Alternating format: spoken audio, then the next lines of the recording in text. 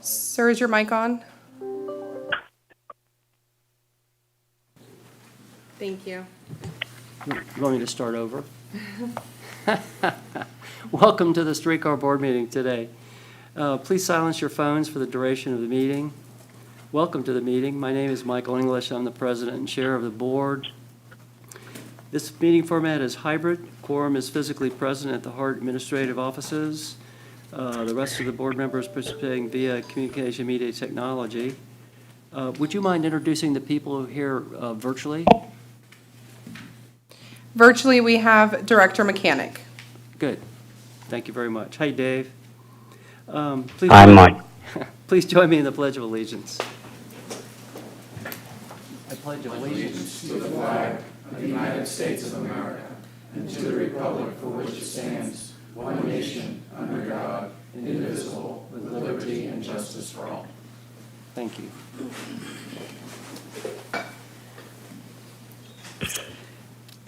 The next item on our agenda is public input. Is anyone here who would like to speak?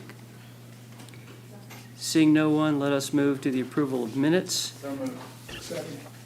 We have a motion and a second from minutes of June 25th, 2024. Any additions, deletions, or corrections? Hearing none, all in favor, say aye. Aye. Opposed, say nay. We move to presentations. Agenda item number 4. This presentation is of our fiscal year 2025 Hart THS proposed budget. The presentation is uploaded to your services and also included in the packet starting page 15. Mr. Sean McCarthy, Chief Operating Officer, you are recognized. Thank you, President English. Before you today is a presentation for the FY 2025 Hart THS proposed budget presented by Ms. Loretta Kirk, Hart Chief Financial Officer. A few modifications were made to the last version of the budget presented to this board in June, and Ms. Kirk will highlight those changes. Ms. Kirk.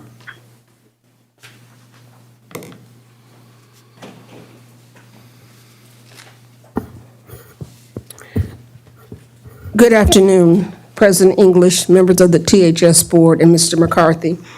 As was stated, this is a presentation on the final proposed fiscal year 25 Hart and Tampa Historical Streetcar budget. The preliminary budget was presented to you on June 25th, 2024, and as was noted, a few changes were made to the preliminary budget based on the review of the budget by staff and certainly discussions with the City of Tampa. So as I stated, this is the final proposed budget that you will be asked to act on and consider today. This is the agenda for today's presentation. We'll go over our service model, the operating statistics, the Hart Streetcar operating revenues and expenses, the THS operating budget, and then we combined it into an overall budget. So we'll look at the combined Hart and THS budget. We'll also look at the program capital projects for the streetcar for fiscal year 25, and we'll talk about next steps. This is the proposed service. It has not changed since the presentation in June, but you can see that the total proposed hours for fiscal year 25 is 25,141, and you can see the service for Monday through Thursday, Friday, Saturday, and Sunday all has separate services. And as I go through the budget, if there's any questions, Mr. English, feel free to stop me. Yes. Okay. This slide shows the operating statistics in terms of the revenue hours that I just spoke about, the miles, the projected ridership, average hours per day, average riders per day, and then the cost per service hour and the cost per ride for rider. So you can see fiscal year 25, I just mentioned the service hours, 25,141, revenue miles, 132,829, projected ridership is almost 1.6 million, average hours per day, 68.9, average riders per day, 4,372, cost per service hour, $237.31, and then the cost per rider, $3.74 for fiscal year '25. This slide shows you the HART streetcar operating revenues. This slide and the next slide is the HART operating budget for the streetcar. And of course, each budget is a balanced budget. So the HART revenues are budgeted at $4,927,099, and of course, the expenses that you'll see on the next slide are also budgeted at $4,927,099. The budget revenues include an FDOT operating grant of $100,000. And note that this line item certainly decreased from previous years because of the elimination of the state grant that we used to receive for fares. And the $100,000 is a portion of the HART block grant that we received from FDOT. Federal grants, $200,000, and that's a portion of HART's 5307 formula funds that we allocate to the streetcar. Advertising, $115,000, that's the minimum guarantee from Vector. Fair revenues, special events, $8,725. And then two pots of money from the city of Tampa, the first being the tax increment refinancing, and that is the total for the CRAs, $787,750. And then the contribution from the general fund, $531,000. And then the Tampa Historical Streetcar Inc. contribution, which is actually money from the city, $3,184,000. In terms of expenses, salary and wages, and that line item did increase from June. We did increase it slightly for a projected increase in wages, $2,160,076. And of course, if salary and wages increases, then the fringe benefits will increase. And in addition to the percentage increase from the increase in salary and wages, the health care insurance came in at a much higher percent than we originally budgeted. So fringe benefits, $664,317. Fuel and oil, $8,350. Parts and supplies, $164,892. Contract services, $20,856. Marketing and printing, $46,988. Insurance costs went up from our original presentation based on the projection from our risk manager. We had more current information. So insurance is projected at $120,000.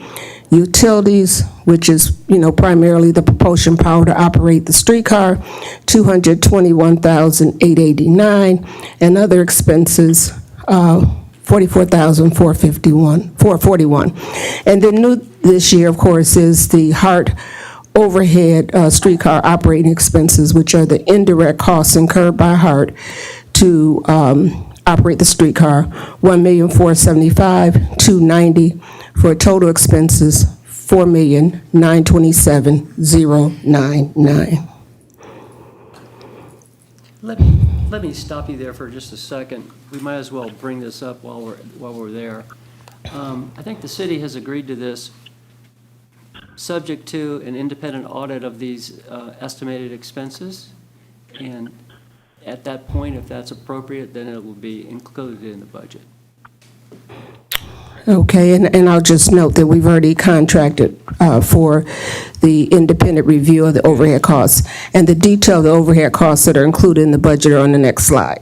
And these are the costs that will be validated or verified or reviewed by the independent consultant. Thank you.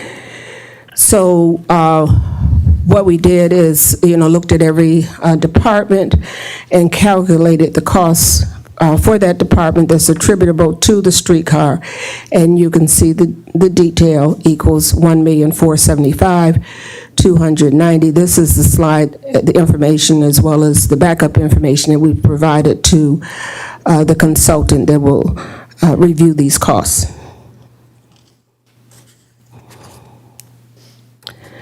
In terms of the street THS operating budget, and the revenues and expenses are all on this one slide. Again, a balanced budget, revenues and expenses, $1,797,213. The revenue sources for the THS operating budget for the special service districts, $1,733,762. Downtown partnership, $60,000. You can see that's been consistent over the years. Streetcar advertising, and of course this decreased because we no longer have the contract with Publix. That has expired. And so streetcar advertising is projected at $3,451,000. And these numbers on this slide are numbers that we received from the staff at the city. For operating expenses, CXX insurance, $1 million. Attorney fees, $6,500. Accounting fees, $25,000. General liability insurance, $6,500. Other expenses, $1,000. And then the contribution to HART, which has that impact of the loss grant from the state and the indirect costs from HART, $3,184,624. So the total operating expenses is $4,223,624. The next line is a balancing line, which means that's the net amount that we should receive from the city, $2,426,411. Total expenses to balance with the revenues, $1,797,213. This is the combined HART and THS budget. Again, it must balance. Total revenues, and of course they're different than the sum of the other revenues, because this does not include the eliminations. Of course, if it's on one budget and on the other budget, then we eliminate the difference. So anyway, the total revenues, $3,539,688. Total expenses, $3,539,688. This slide shows you the FTEs, the positions that it takes to operate, direct positions that it takes to operate the streetcar. 32. We have the director, a manager, 18 operators, a maintenance supervisor, vehicle technicians, and the footnote at the bottom gives you a description of those technicians, and then facility technicians, again, 2 of those for a total of 32 positions. In terms of capital projects, the capital projects are listed at the bottom of this slide, and this year you asked us to also show you the funding sources for those capital projects. So this slide looks a little different. It's more inclusive than in the past. So, but I'll go over the projects and then tell you how we're going to fund it. So the projects include vehicles and maintenance, $847,200. That's for midlife overhaul for one vehicle at $747,200, and parts for $100,000. Construction and facilities and construction, $330,000 for substation transformer replacement and an HVAC replacement. The transformer is $250,000 and the HVAC replacement $80,000. Technology, $2,373,407, and that's for the streetcar portion of the CAD AVL, or the computer aided dispatch automatic vehicle location system. And then in terms of funding, of course, if we're going to have capital projects, we have to identify where the money is going to come from. And we have 2 revenue sources. One, state of good repair, state of good repair formula grants, which is section 5337, FTA section 5337 funds, $1,177,200. And then money from our annual formula funds, 5307, urbanized area formula funds, $2,373,407. And those are the funding sources for the capital projects that I just mentioned. In terms of next steps, the goal hopefully is for this board to adopt the Hart Streetcar operating and the THS corporate budgets. And then we will take the budget for the streetcar will be incorporated in the Hart budget that we take to our board twice next month for the public hearings. And of course, that's state regulation, state law that you do 2 public hearings. The first one, September 9th, to approve the tentative budget, and then September 23rd to approve the final budget. And that's our next steps. Mr. English, that completes my presentation. I'll be glad to answer any questions you may Thank you, have. Ms. Kirk. Other questions from the board? Your mic, sir. Mr. Smoker? Yes, I'm on page 22 under streetcar advertising.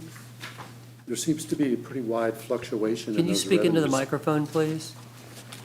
On page 22, under streetcar advertising, there seems to be quite a bit of fluctuation in, Okay, I have my presentation. Let me get the package so I'll know what page you're on. Page 22. so we're projecting $66,001 in revenue for fiscal year '24, and then we're budgeting $3,451 for fiscal year '25. And I do know that the public's, at least the public's contract that I'm familiar with, was not renewed. Right. That was $25,000 a year. Yes. So I'm curious as to why the fiscal year '25 budget is so The projection? low. Yeah. Okay, and that certainly was a projection from the city. And so I could, and we may have that detail, and I could get that, Mr. English, and forward it to you. Because that projection actually came from the city. Oh, okay. But of course, it's going down because of the public. But I think it was naming rights and Publix, but let me check. Yeah, but my recollection, it was $25,000 a year on that particular agreement with Publix. Now, there may be other agreements with Publix that I'm not familiar with, but the one I am familiar with Okay. would only really account for a $25,000 reduction. We can certainly get that information. It does not impact the budget, of course, but it does project the projection, and we'll certainly let you know Great. what is included in that. Thank you. Melanie? Yes, thank you, Chairman. Thanks, Ms. Kirk, on the overview. In regards to the question or that Mr. English brought up regarding the cost allocation from Hart, we're still looking into the $1.48 million. Is that what I understand? There's a study taking place regarding the $1.48 million? Yes, Mr. English, and to Ms. Williams and to the board. The $1.4 million has been discussed with the city and the leadership at the city, all the way to the top. Our CEO was there, but staff did ask us to have it validated. And so, and we've talked to Mr. English about that, and that's our intent. But certainly today, I'm asking that you approve the budget because you need spending authority October 1st. Without a budget, you can't spend any money. We all know that you have to have an appropriation. So we have already said that if that number changes, then we can certainly bring it back and make that adjustment. Okay, yes, I talked to Vic yesterday, and he talked about the cost allocation study that was taking place as a result of the $1.4 million. I think because of the percentage, that there would be another look at the dollar amount, and if that changed, then we would change the budget as being said. I just want to make sure we understand for the record that the amount may change, but after we look at the cost allocation study. That At is this correct. point. That is correct, Ms. Williams. And don't forget, that number is subject to change either way. Right. It can go up or it can go down. That's correct, thank you. I think the other question I had for you, it was the streetcar CAD AVL. Is that, is that in the budget as well? I think you mentioned that, the streetcar. Yes, Ms. Williams, and to the board. The capital projects are fully funded by Hart. THS doesn't have any money, to my knowledge, for capital projects. So we include what is needed for the THS operations in our budget. So the number that we presented to you for CADI AVL at the Heart Board, that is the portion that we feel is allocated to the streetcar. Now, Mr. McCarthy knows much more about that than I do, but I think that's basically the answer. So to outfit the streetcars, the hardware, et cetera, similar to what we discussed last week. Thank you. I took a route yesterday, and I understand the value of it at this point, and I want to make sure I support it openly. So Thank you. there's very much, I mean, the conversation we had, and then actually have an opportunity to see it, or the need for it, is definitely something I would support. And then the last question, it was the headcount ratios. Are those ratios for streetcars similar to the ratios that you would have with any other department? I think there was 32 people and so forth. Just curious. That number is consistent with, that number is consistent with our head count for streetcar, for certainly the reasonable history is the 32 has been the number for a while. And those are part of the administrative $1.4 million? No, the administrative, Ms. Williams, and to the board, and the 32 positions are the positions that are in Brian Allen's budget. Okay. We incorporate the streetcar budget in the Hart budget. That portion, our Hart's portion is included in the Hart's budget, and that is Brian Allen's budget. In addition to his budget, the 1.4 is indirect costs, costs that we believe are affiliated and attributable to operation of the streetcar that is not in his budget, but it's in the overall operation of Hart. That's where the 1.4 comes. So the accounting department spends time on the streetcar, the procurement department, and all the departments listed on that sheet that's in the presentation.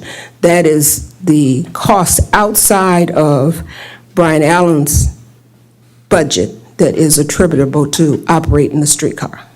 Okay, so the 32 would be more than the one, if we were to count the 32, that would be in addition to the 1.4? Yes, the 32 are direct staff that it takes to operate the streetcar. Okay, thank you very much. Thank you. Oh, absolutely. Gil? Yeah, thank you, Chairman. Couple questions, Ms. Kirk. Sure. Number one, on page 22, budget reserve deficit, there's not really a reserve. To take that again, that would be fully funded by the city? Yes, that's really a number that's attributable to the city, which is the balancing number Okay. to make the balance, All right, the just to budget clarify balance. that. Then if I look on page 20, we have insurance costs of projected of 108 with an actual, with a budget of 120,000. Where does the CSX insurance? That is in the, Mr. Schishler and to the board, that's in the THS operating budget. The page that you're looking at, 20, is Hart operating expenses. So in addition to what our risk manager feels that we need insurance for, then you have the CSX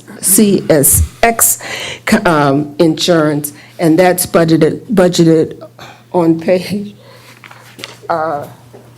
22. on page 22 at $1 million. Then what do the insurance costs in page 20 cover? Obviously non-CSX, but what types of coverage?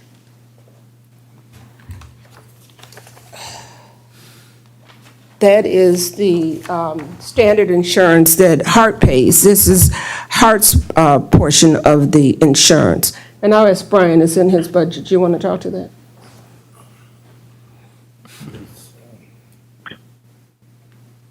Yeah, it's a policy covering the stations, the vehicles. Okay, all right, okay, thank you. Thank you. Brandon? I had two questions on the overhead line item. The first is there an ongoing accounting mechanism throughout the course of the year to track those expenses, or is the cost allocation plan meant to serve as setting that number for the year? Yes, the cost allocation plan right now, because we didn't use it before, will be our base.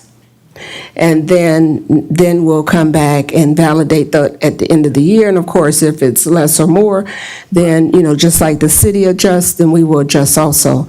And the consultant that we're using will establish, the methodology, because it may be different than our methodology. But they are establishing, reviewing these numbers and proposing a methodology to be used for the future going forward. So this is the first time that we have done this. Sure. So then there will be more or less like a billing mechanism that staff bills against streetcar budget versus the general HART budget as time goes on? Is that the intent? Yes. Okay. Yes. Okay, no, I just needed that clarification. And my other question is there a contingency plan? So while I'm hopeful that an agreement is reached through all this discussion with the remainder of the city leadership, is there a contingency plan if there's no agreement reached? And part of the reason I asked the question is I was looking back at the operating agreement, and it speaks to that such that if THS and the city does not agree to the budget, there's an assumption that we adopt the previous year's budget plus a margin of 10%. So I just didn't know, is there a contingency plan if, for whatever reason, we cannot come to agreement?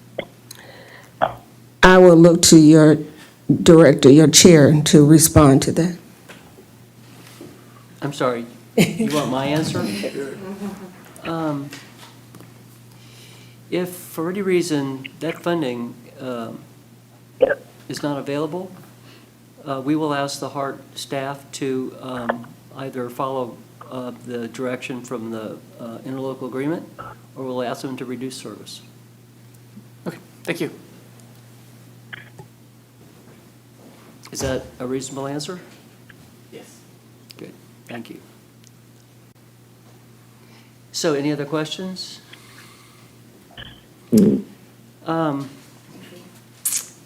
Thank you, Ms. Kirk. The first two action items on our agenda are supported by the budget presentation as well as previous discussions held over the course of the process.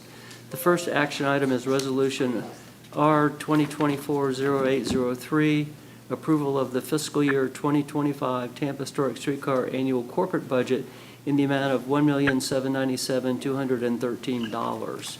So moved. Second. We have a motion and a second. All in I'm sorry, question? Yes. I would like for us to make sure that we understand that this can change. So I would just want to make sure that our motion includes the fact that it may change based on the study. Based on the audit. Right. Yes, I think that's a fair condition. Thank you. Everybody agree? Yes. Could I have a motion and a second to add that to the motion? Okay, Second. the motion second. All in favor, say aye. Thank you. Aye. Now we have a vote for the amended motion. All in favor, say aye. Aye. Opposed, say nay. Thank you very much.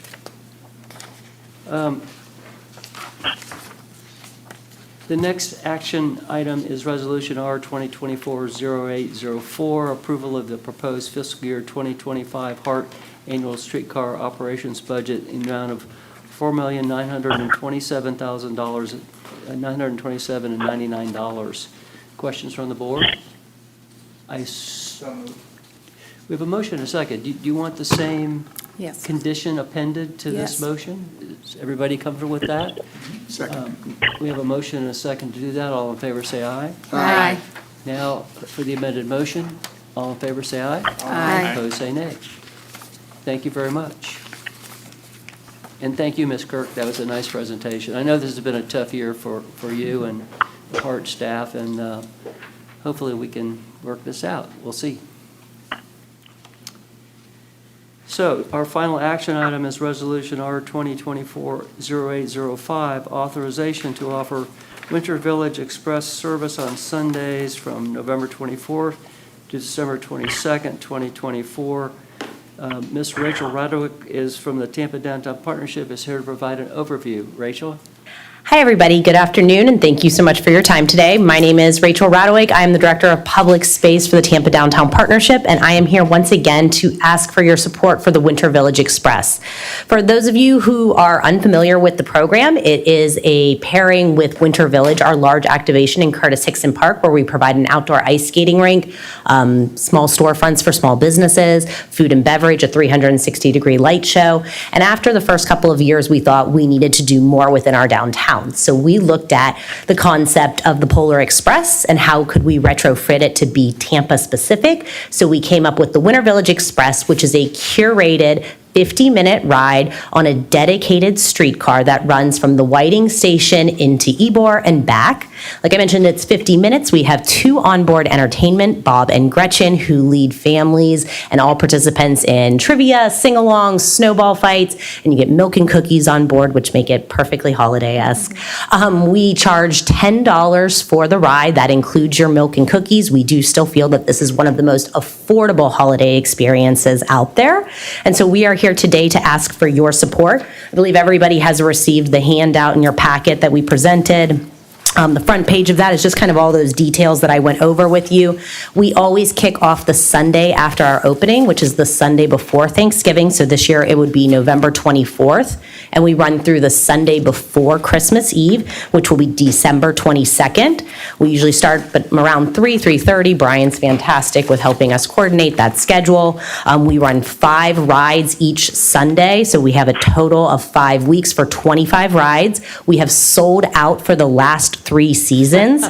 This is becoming a holiday staple, a memory, a tradition for family folks.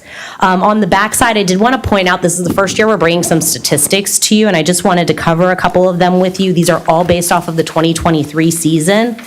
Winter Village receives a large amount of media attention for the Downtown Partnership, and with that, the Express is almost always mentioned in each of those spotlights. So about 502 media segment mentions happened last year for a reach of 911 million people were reached with that, and about 11 million plus in publicity value.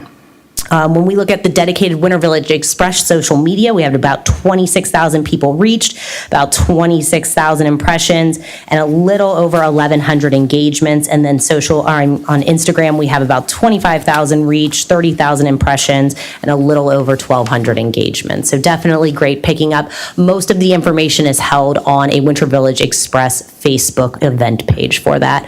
We also run all of the ticketing through the Winter Village Express website. All tickets are pre-sold in advance. As you look above, there's some budgeting there. I'm not a numbers person. I just did some calculations while I'm here. So please note that the total cost for our charter is $56.25, not $66.25. But we're asking for the support in the traditional 1/3 that we've asked for in previous years, and the same thing with the $4,500 for the wrap, which is about $1,600, altogether about $3,500 is what we're looking for. We've worked with Vector, who helps support us with the wrap as well. They also donate some interior rack cards for us as well that we sell as part of our sponsorship package. Does anybody have any questions? Yes. Councilman. I was hesitant to support it, but once you said milk and cookies included, I was going to say no. I'm glad to know that that's the punching point. Make or break. No, but the important part here is 3 back-to-back fully sold-out seasons. You know, people are using this. The social media reach is vast and wide. I think it's wonderful. For families, when you talked about affordability, the $10, still, it costs money for what you get, 50 minutes, the whole experience. I think it's wonderful, and I'm happy to make a motion to support that. Thank you. Second. You have a motion and a second. Any other questions? If not, all in favor say aye. Aye. Opposed, nay. Thank you you. again, Rachel. Thank you, guys. If you've never seen this streetcar full of kids, it is something to behold. We've been doing this, I think this will be our 7th year with it now, and we started when there was still a fare on the streetcar, and to see the evolution of ridership with the change in fare and just over the last 7 years, it's been wild to see. We have people who are always lining up trying to get on our streetcar, and we have to apologize and say, no, yours will be here in a couple of minutes. Thank you, everybody. Have a great day. Thank you so much. Okay, let's move to the marketing service report. Mr. Wazinski.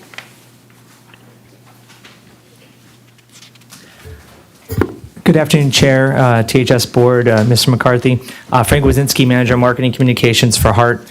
Yeah, I just want to piggyback off of what she said. You know, we're already currently working to identify a car for the Winter Village Express. On our side, we can validate everything she mentioned in terms of the impressions and coverage that we see related to the Winter Village Express. So we're happy that the board will support it again this year. So I'm going to be going over the marketing and graphic support for the past 2 months. So it'll be a little bit of a mishmash. The big thing, we supported Boom by the Bay Independence Day. There was a number of fireworks events along the Riverwalk. We saw ridership at 6,192. That's a 133% increase over the weekday average. It was on a Thursday. It fell on a Thursday this year. Weekday average ridership of 2,659. Wheel the World, so we worked with Visit Tampa Bay and the website Wheel the World. It's an online travel booking site that specializes in accessible travel. And Brian Allen worked with their staff member to document the Streetcar's accessibility features for the site's users and walk through that. And so we have a listing on their website, and now there's placards on every streetcar that verifies our accessibility features. We did, I've mentioned the Monopoly, that the Streetcar was featured in the game Monopoly, the Tampa edition of Monopoly. We received our Monopoly boards in, and we did a fun little social media promotion where we gave away 3 different boards. We did based off of trivia questions, the city of Tampa, the game Monopoly, and the Streetcar, of course. And so that was a fun little play to get some, extra added value out of the Monopoly partnership. In terms of events, we supported concerts such as Missy Elliott. There's a Jake Paul fight that we supported and promoted service to. A number of conferences that were in town. And then in terms of media, there was some media coverage in terms of 83 Degrees Media about support for more streetcar service, extended streetcar service. From the MPO's Access 2050 survey. The board was presented with a rendering of the Gasworks station, so we turned that and pitched that into some coverage from Tampa Bay Business Journal, as well as Fox 13 picked that up. And then there's some other stories in terms of the transportation tax and things like that. But that's what I have, if there's any questions. I bought that Monopoly set with the Streetcar in it and played it with my family. It is a blast. It is just really fun. You really should consider it. It's just funnier than hell to see the Streetcar on a Monopoly. So anyway, thank you. I actually had one more thing. And by the way, yeah, so in the board, they say it stays around for roughly about 30 years. So we'll have some value in terms of until they think about updating it, I guess, or whatever. So we'll be there for quite a while. So, and I did want to bring up though, so we were approached, this is all preliminary, but I just wanted to kind of throw this out there. Tampa Bay Sports Commission approached us about possibly using Dick Greco during the women's Final Four for their bracket. So it's one of the stations, or one of the areas of opportunity that they're going to pitch to the NCAA in terms of promoting that. That would be a great opportunity for us to activate Dick Greco Plaza Station possibly. So there could be some advertising revenue that comes down the way, so I'll keep you posted about that, and that would be in April. So. Yeah, that's great. I do have one other question. How are you doing on replacing Publix at that stop? So we're still working to try to get some additional station sponsorships. I know, the one thing, to be completely honest, Publix Station is not in the best location in terms of when you look at ridership and things like that. Which one is it? Public Station is the one that's at station number 5. So the first station outside of Ybor, heading north. Yeah, it's a tough station. The Publix loved it because of the fact that the initial Publix in downtown was right down the road for them. So it is a tough one. However, we've also had conversations with Port Tampa Bay. It's reverting back to Port Tampa Bay, so they're very happy about that. But yeah, we're definitely trying. I think we're probably closer on a couple other stations than we are with that one, but Vector Media is working hard to sell. So Port Tampa Bay is putting the name back on that station? Yeah, it's revert. We just figured that instead of trying to come up with something in the meantime, we'll revert back to Port Tampa Bay. So they're not paying for it. Not currently, but Yeah. there are discussions there, so there are. Brandon? I did want to say, I rode the streetcar over here just a few minutes ago, and I noticed the Wheel the World stickers. I'm not sure how that was initiated, but I wanted to say thank you and congratulate you on it. I think sometimes it's not immediately apparent that the streetcars are accessible, and I just appreciated the visibility that brought to that. Yeah, absolutely. And like I said, I really want, that was, to be honest, Visit Tampa Bay has done a big push in terms of accessibility and promoting accessibility, as a region. And they approached us about that. Having said that, I think it was great. It's a great idea, and we're definitely happy to support in any way that we can. So I agree. I think it's great. Thank you, Frank. Yeah, absolutely. Good report. Streetcar system performance, Mr. Brian Allen. Good afternoon, President English, members of the board, Mr. McCarthy, Brian Allen, Director of Streetcar Operations. Also, like Frank, I'll cover June and July's. Hopefully it won't be too haphazard. For June, missed trips, we had an excellent month with 6.2 missed trips out of 4,292 scheduled trips. The missed trips were due to mechanical issues and an accident, which I'll get to in a minute. We had 20 reported late departures. OTP was 99.53. There were 2 accidents in June. June 19th, right up here at 13th and 8th, streetcar was making a turn. Car got too close to it, and we caught the car with the back end of the streetcar. Initially, we didn't even know we did this. The driver of the car reported it through C-Click Fix. Then on the 30th, streetcar northbound along Franklin Street hit a car that was exiting the parking lot at Brorine there underneath the highway. The driver was found to be at fault, but they did not cite him for the accident. Ridership for June was 99,438. That is down from June of last year, but ADA boardings were still strong at 127 for the month. For July, out of the 4,292 trips, we had 28.4 missed trips. The missed trips were also caused by mechanical issues and an accident. We also had 20 reported late departures. 99.55 was the OTP for July. As far as the accident go, on the 7th, streetcar hit a car at Florida after leaving Dick Greco Plaza. The driver of this vehicle was cited for failure to stop.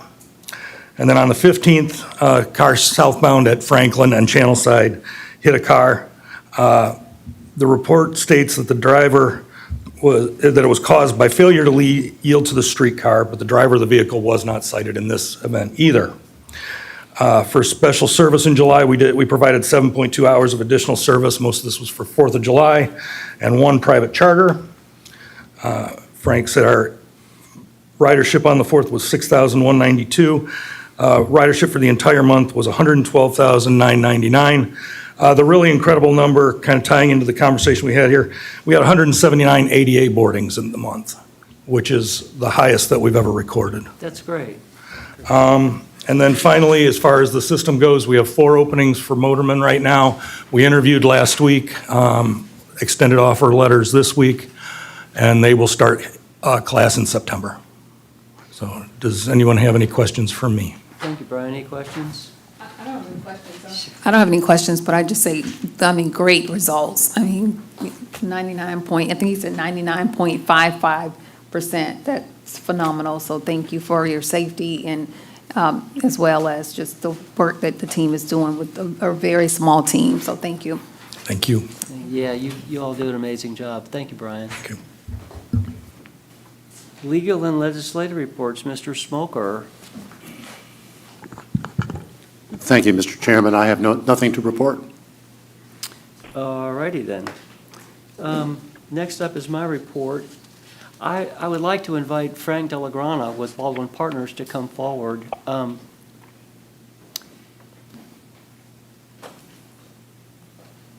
And give a brief report about our liability insurance. So, ladies and gentlemen of the board. Microphone. Everybody hear me? Yeah. All right. Hello, everybody. My name is Frank Delagrana, as Michael said. I represent the Baldwin Group, and we've just taken over as the commercial risk advisors for the Tampa Historic Streetcar. There's a few of you that I've spoken to via email or over the phone, so it's nice to see everybody in person. Just to give you a brief update on what myself and my partner, Mr. Bill Talby, are doing to try to move along and work with CSX as well as the board. At the moment, we're compiling a lot of data. I've met with Mr. Campbell and Mr. Allen. We're basically compiling as much discovery as possible in regards to the safety protocols, the training, the crossings, everything that's in place to make this safe operation. And our goal is to present that to CSX in an effort to try to get them to lower the current insurance requirements. When we first got involved and started speaking to David and Michael, we were kind of shocked about how the Tampa Historic Streetcar has been treated by CSX, and frankly, the amount of money that's been spent just on insurance that has not had a claim yet. We look at it as, almost as a form of extortion, to put it quite simply. And, we're going to take ourselves to Jacksonville, sit down in their office with their legal team, and try to come to an understanding. This is, being in the business now for almost 8 years, this is definitely out of the scope of a normal insurance client, but we're here to represent the city. We're here to represent the Tampa Historic Streetcar, and just, try to fix what we see as just injustice to the city. Currently, we've just taken over the liability policy for the board. It's a directors and officers policy that we've taken over from your prior broker. That policy is just in place to protect the board in case a claim is brought against the board for any misappropriations or someone feels that the board has done something in error. It's a simple policy that's just covers the board of directors. The next big step is to take ourselves to Jacksonville and to have that conversation with CSX. And if anybody's worried, I'm not doing this by myself. Gentleman working with me is named Bill Talby. He's a former partner at Likes Insurance and CEO of Likes Insurance before they were acquired by the Baldwin Group about 4 or 5 years ago. And we're doing our homework. We're going there well armed so that we have a lot of talking points and something to push back against CSX, because as you all know, they're a monster of a company, and they have a lot of power in this conversation, whereas we don't. But looking at just the amount of discovery we've put into this and the more information we gather, we're quite frankly shocked at how the streetcar has been treated. And again, we're going to do whatever it takes to try to get you guys some results. Just to give you an idea, if worst case scenario, if we go to CSX with all this information and they tell us to get lost, then we're going to rely on our leverage in the marketplace. The Baldwin Group is a very large broker compared to the past broker you were working with. We write a lot of business and have a headquarters in Jacksonville, so they know who we are, and we're going to try to use that to your advantage. We have, with the current broker you guys are working with, they are putting together a program through a wholesaler. I don't know about your prior broker or the amount of business they wrote, but I can tell you we write a lot of business with this wholesaler. So we have a little bit more leverage than a smaller company like your past broker. So we're putting in a lot of work into this, and we're not going there until we're prepared. We're hoping to have that conversation sometime in November, and my next meeting is going to be with the city of Tampa.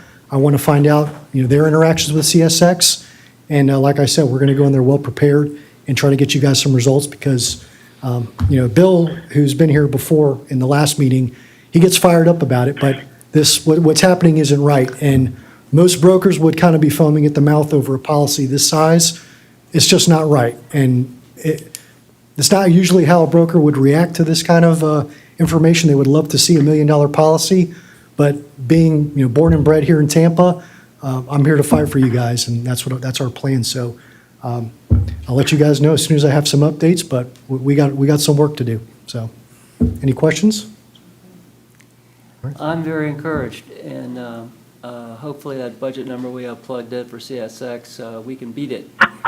And meanwhile, would you share with Ms. Kirk, by the way, what the premium turned out to be on the liability policy so she could plug it into our budget, please, just before you leave today? Before I leave? Sure, I just have to pull up my email, but I can do that. Yeah, thank you so Okay. much. Thank you all. Thank you. Thank you, Frank. Nice to see you as always. Moving on, Hart Chief Operating Officer's Report, Mr. McCarthy.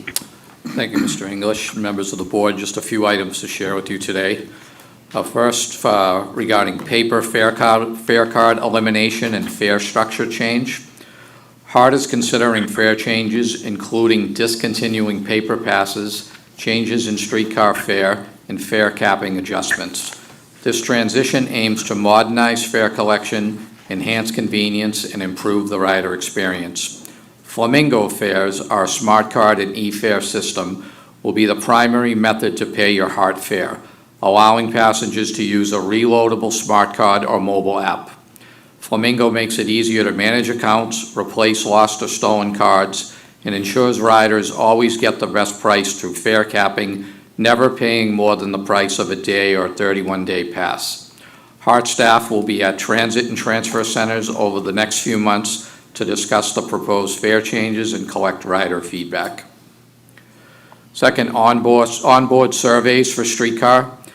As part of the fare structure outreach, last week, HART also launched a Streetcar rider survey to help us understand how customers use the TICO line streetcar. Whether they are daily customers or weekend explorers, their input will help to ensure the TICO line streetcar continues to meet customer needs. I would like to share with you a snapshot of the preliminary results. Rider relationship with the Tampa Bay area. Over 2/3 are permanent residents. 5.4% are part-time residents, 27.29% were visitors or tourists. 50% walked to the station, 5% used bus service to get to Streetcar, mostly by utilizing the Route 1. When asked if they would continue to ride if there were a $2 fare, response was equally split 50-50. 73% said they would ride less if there was a fare. 75% could have used a car to complete their trip. 44% of the respondents were between 25 and 40 years old. Next, replacement of wood cross ties. For a few years, HART has been working on replacing wood cross ties on the streetcar alignment. This Friday, there will be a bid opening to replace the remaining ties.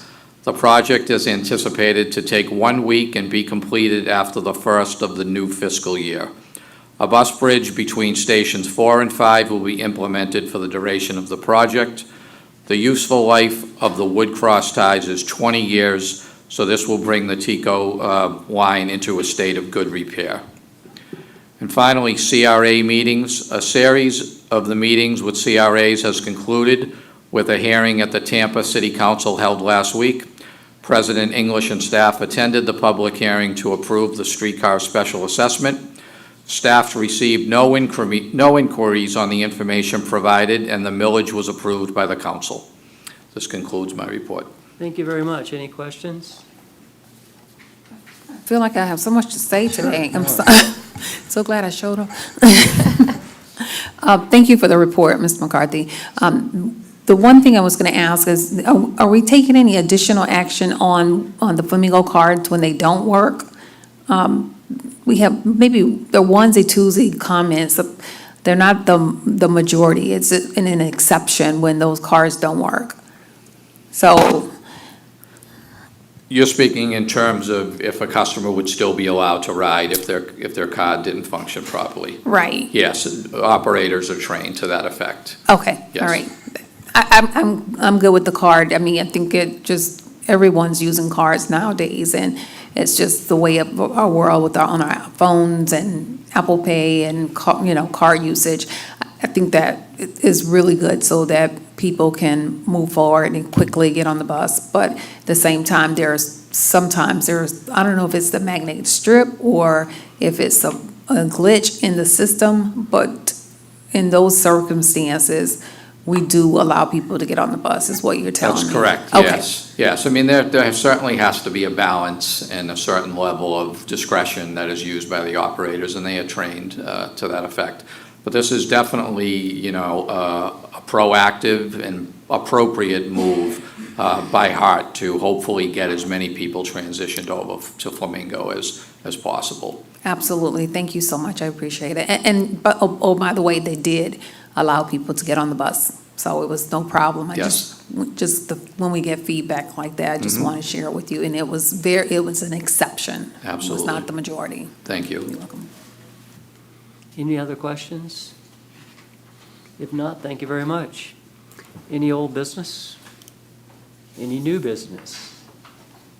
I'd like to entertain a motion for adjournment. This has been a fun meeting. Thank you all for coming. I really appreciate it. Thank you. We have a motion and a second. All in favor, say aye. Aye. This meeting is adjourned. See you next month. Bye-bye, thank you. Nice report. Thank you, sir. So I get to see you again in an hour. Okay, I'll bring this over to you to sign.